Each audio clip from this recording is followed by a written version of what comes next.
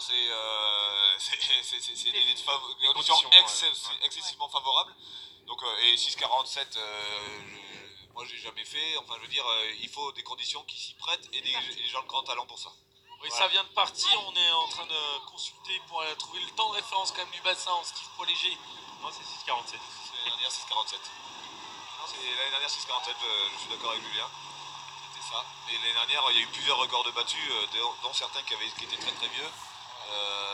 Donc, c'est parti, on va revenir sur le direct quand même. Hein. Avec un très gros départ pour déjà Pierre Ouin qui marque tout de suite les esprits, collé à ses basques, Thomas Barouk, Thibaut Collard, Hugo Beuret et au couloir 1, côté de Clément Dubonnet, qui, le Grenoblois, a décidé de tenter jusqu'au bout.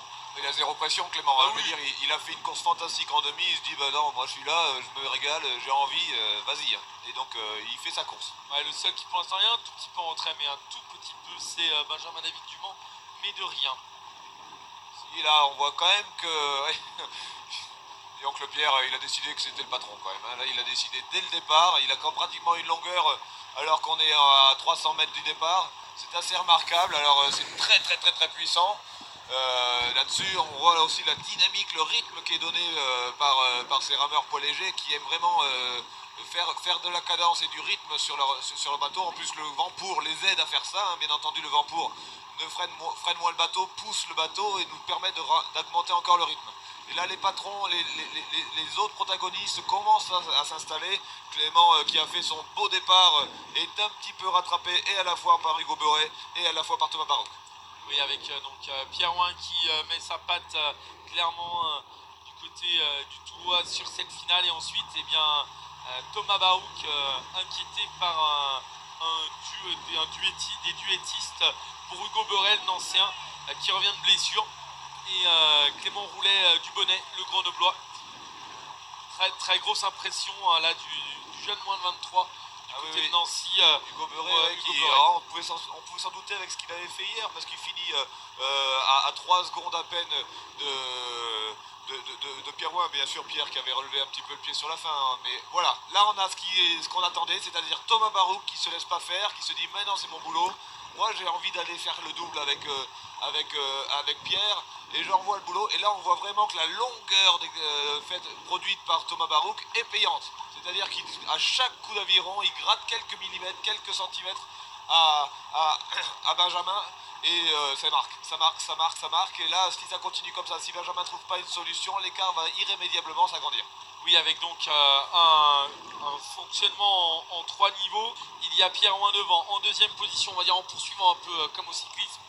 C'est Thomas Barouk, et en chef de meute du peloton, c'est Hugo Beuret, le Nancien, qui a pris l'ascendant maintenant sur le reste de la flotte, à savoir Thibaut Collard de Toulouse, Benjamin David Dumont et Clément Roulet Dubonnet. Le seul Clément Roulet Dubonnet semble réussir à rester dans la longueur de Benjamin David. Hein. Et voilà, donc le Thomas Barouk, qu'est-ce que j'ai dit moi, je perds mes mots, Hugo Beuret, excusez-moi. Chacun notre tour. Et donc avec Pierre Ouin, donc on voit les images de départ avec Pierre Ouin qui avait pris un excellent départ, tout comme Clément Roulet Dubonnet. Et maintenant la confirmation avec le 1000, avec toujours Pierre Ouin en tête, deuxième place pour Thomas Barouk. Plus que résister à Pierre Ouin pour l'instant. Pierre Ouin est parti très très fort, c'était pas une surprise. Et Thomas Barouk maintenant qui stabilise l'écart. Voilà. Ce serait presque intéressant tout à l'heure, hein, quand on aura les chronos, c'est de voir l'écart l'année dernière entre Azou et Ouin, et cette année entre Ouin et Barouk. Ça peut être aussi un jeu à la fin. Et avec en troisième place donc Hugo Beuret à l'image, donc le Versaillais, celui qui rame sur le Grand Canal du côté du château du Roi. Pas compter sur lui pour avoir c'est un scientifique de l'aviron. Ah oui. Il calcule tout, il prévoit ce qu'il faut, il a sa stratégie, et on peut faire confiance à Thomas pour que il finisse sa course dans d'excellentes conditions. On nous a dit que chez EDF il fallait éclairer le sport, et là je crois qu'il a mis la centrale à plein watt pour rester au contact et aller faire quelque chose de puissant dans le raisonnement en tout cas.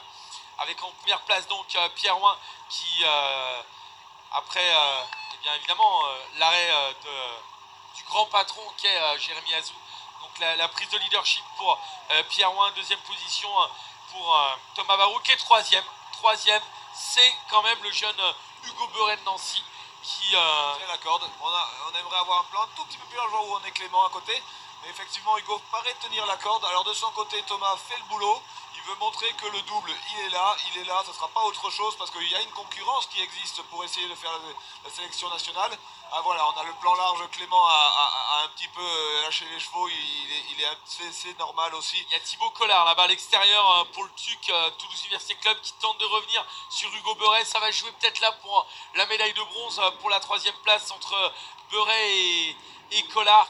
Mais en tout cas devant, eh bien, c'est bien Pierre Ouin au commandement en grand patron. 2e place pour Thomas Barouk, Versailles, et 3e pour l'instant Hugo Beuret qui doit surveiller le Toulouse Université Club, Thibaut Collard qui cherche à revenir. Oui, Thibaut Collard qu'on n'avait pas vu jusqu'à présent, qui avait fait un départ plus timide mais qui là s'est mis en route. Thibaut Collard qui déjà était en pointe TC, coéquipier de Thomas Barouk l'année dernière. Ils avaient tenté à partir du moment où la pointe PL n'était plus olympique de faire le pari de ça. Ils ont fait le 400.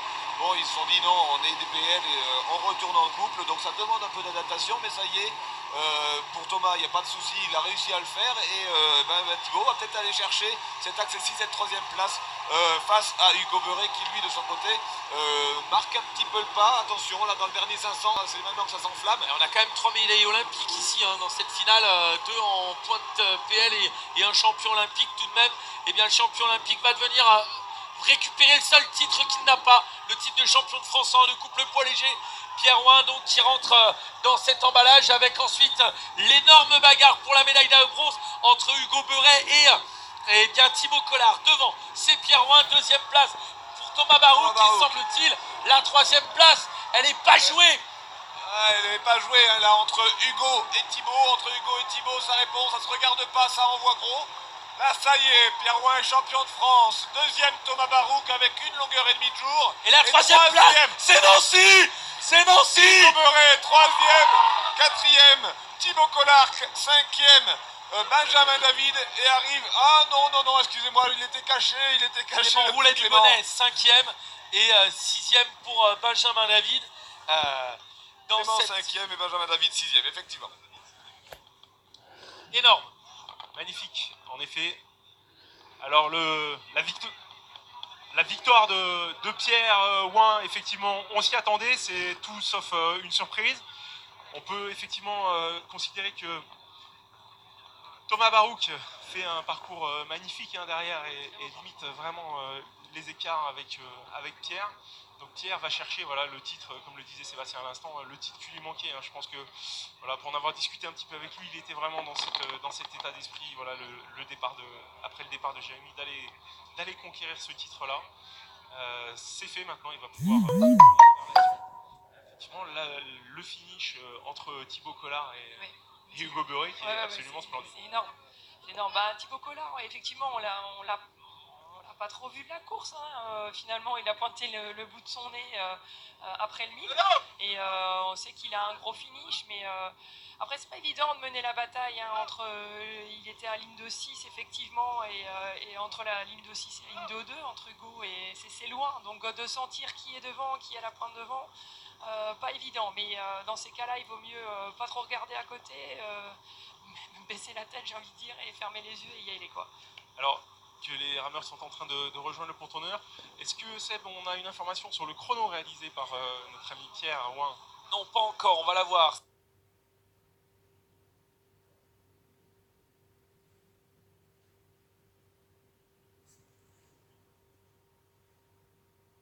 Écrivait son nom sur cette plaquette et qu'on a enfin un nouveau changement.